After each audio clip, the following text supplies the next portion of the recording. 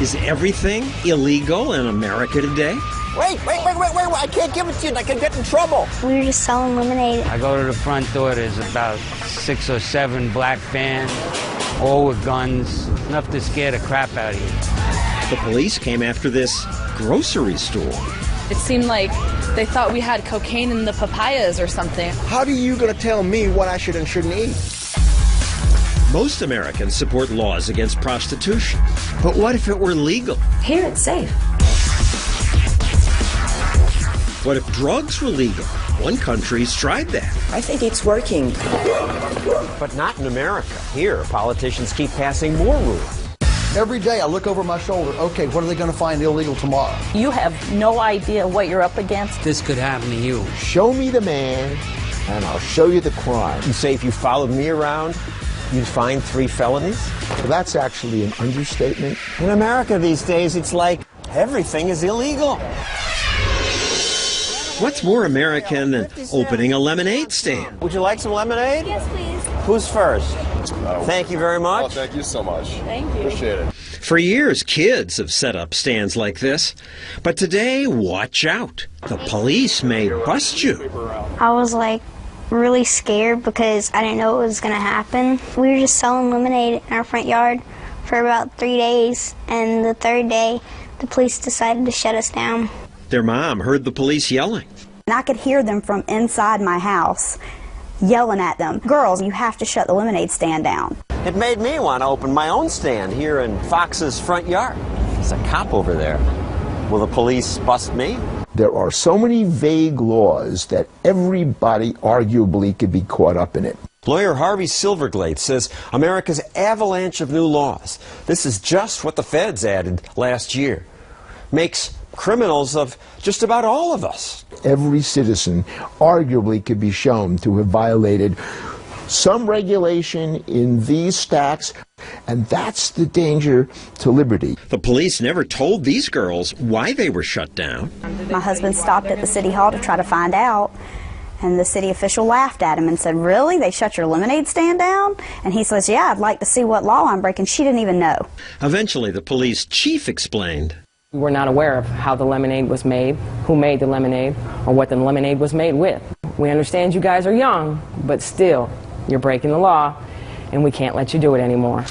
Appleton, Wisconsin shut down these girls' lemonade stand. And these kids in Texas were stopped too. They said that you needed a permit to sell. In Hazelwood, Illinois, Caitlin and Abigail Mills sold Girl Scout cookies from their own front yard. But then the city sent them a letter ordering them to stop. I looked at it and I was like, "What? Cookies? Come on, it's Girl Scouts." All these people ran afoul of laws they didn't know existed and still don't understand. They're ununderstandable. Not only to people like you who are not lawyers, to people like me. I am a lawyer, and I can tell you, I don't. Incomprehensible to you. Incomprehensible to me. Even the police don't understand. She said the Roberts Kids Lemonade stand violated the law, but 2 officers the previous day bought lemonade from them and tipped them. in Scottsdale, Arizona, Dr. Reed Tarazi is accused of breaking the city's nuisance and property maintenance ordinance. His crime? This tree in his backyard. It's the wrong kind. They said if you don't remove the tree, you'll be fined $2,000 a day. Or I could face imprisonment for 6 months. You bought the house partly because of this tree. Yes. But it turned out this tree wasn't on the Planning and Development Services Department's list of approved trees. It's odd because there are a bunch of them in the area. And so you point this out to the authorities, and they say what? Let us know who they are, and we will cite them as well. In California, Stephanie and Chuck Fromm were fined for holding Bible studies in their home. Need a conditional use permit, CUP, to hold meetings. Okay, and that's tricky. It goes down this road of traffic studies, earthquake studies, land studies. This can be tens of thousands of dollars. You then ask them how many people make for a meeting. And the code enforcer and his boss that was there from the planning department said more than 3. And you have more than 3 kids. I have 5. Famous people accused of breaking the law can fight zealous prosecutors. They can afford the expensive lawyers who often get them reduced sentences or acquittal. But what if you're just an ordinary businessman and you import these guys? Watch out. you could go to jail for years. We didn't catch the lobster. We didn't see the lobster. Abby Schoenwetter used to import seafood. Then authorities said, "You're in trouble."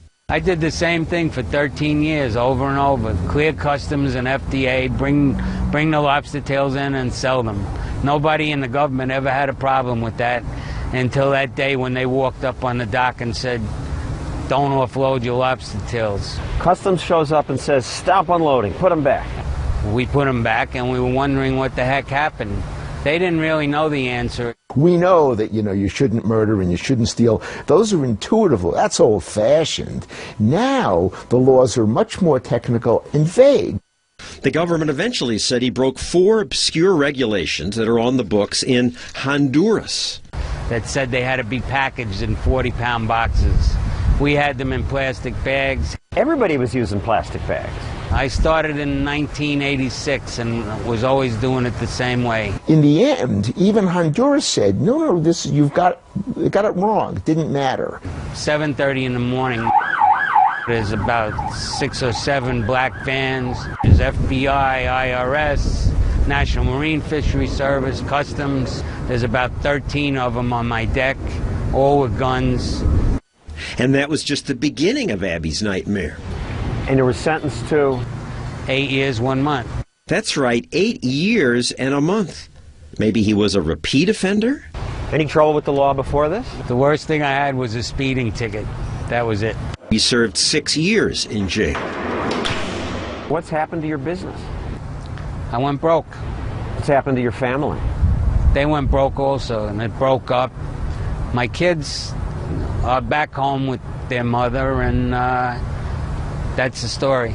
I assume these attorneys general and state's attorneys, they're not evil people. Okay, they're ambitious, they want to make a name for themselves, but they don't want to hurt people who didn't really do nasty things. Most are not evil, but there are a lot of fanatics.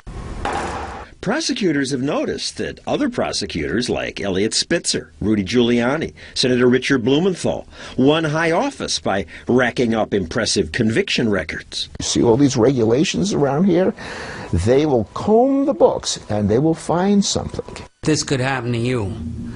They can take any law that they think you broke and take you to trial. And whether you win or lose, you're going to lose. Because by the time you're done fighting it, you're broke.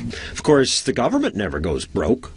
They must have spent $1 million taxpayer dollars going at it. I heard they spent $5 million. The amount of money that it takes bankrupts the typical individual. How much money does it take? Oh, I've had clients who have spent $10 million. I cannot even imagine how much money they spent prosecuting my husband.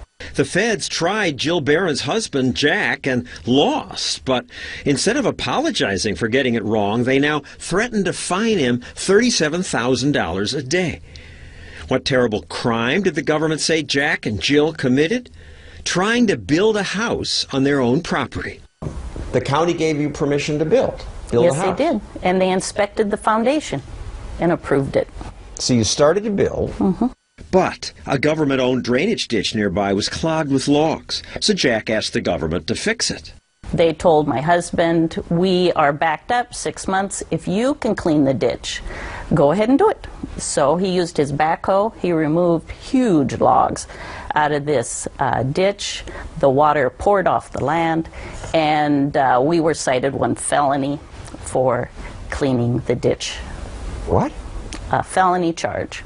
It gave the property the appearance of being a wetlands. The state government floods your property, and then the federal government comes and charges you with felonies for building on a wetland.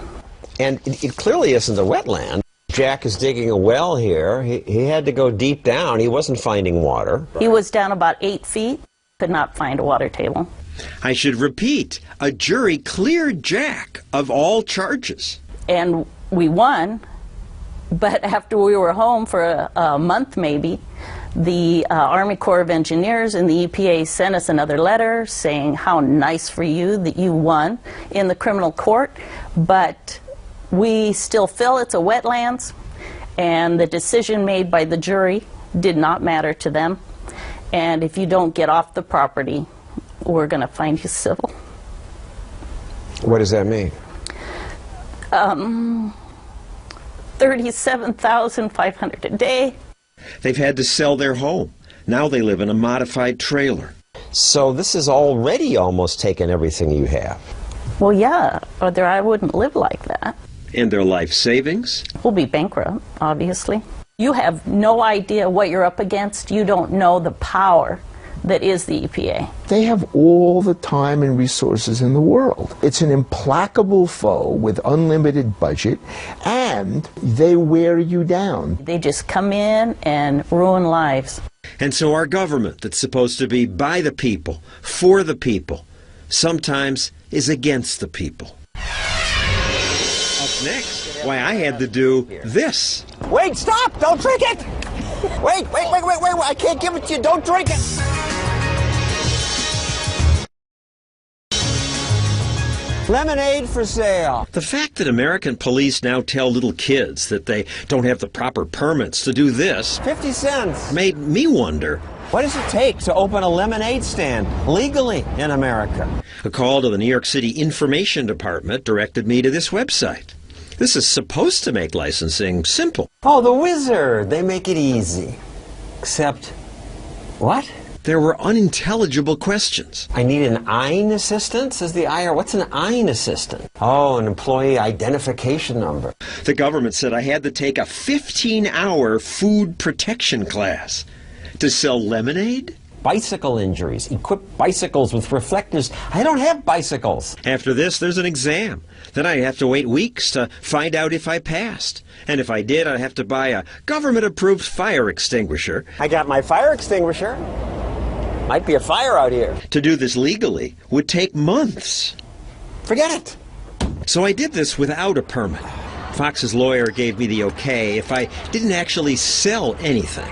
I had to give everyone refunds and get the lemonade back. Wait a second. I shouldn't have sold it to you. I have to get it back. Of course, my customers thought this was crazy. It's a silly law. Many had once had their own lemonade stand. Did you have to get a license to open the stand? I'm from Canada, and we didn't need a license for a lemonade stand. Wait. Actually, I can't let you drink this because why? there are so many rules here. I'm not allowed to sell this to you. I have to give you your money back. What are the rules? I didn't have time to get all the permits. What? In Pakistan, you can do nothing. You didn't need any permit in there. That's how it used to be in the United States. It was once easy to start a business here. Back in the 1920s, you take a poor, illiterate Irishman or an Italian, he goes out and buys a used car, paints the word taxi on it, and he's in business for himself. Walter Williams is now an economist, but as this old documentary showed, he got his start driving a cab. I made about $125 a week. But today, he couldn't buy a cab in my town unless he was a millionaire. Politicians here and in most cities now require every aspiring taxi driver to buy one of these medallions. No medallion, you're not legal. But these medallions now cost $1 million. Yes, very expensive. So expensive that only big companies can afford them. So now these drivers are not entrepreneurs, they're employees. Yeah, it's because of the medallion. I cannot drive my own car. It restricts entry, and the purpose of these licenses is to keep outsiders out. No, so it's that to create a inns, safe and orderly marketplace. I believe that. No, the purpose of the licensing is to keep outsiders out, so the inns can charge us higher prices. One of the few remaining places where it's still easy to start a taxi business is Washington, D.C. These drivers like that. It's the last bastion of free entrepreneur system in the industry in America. But now,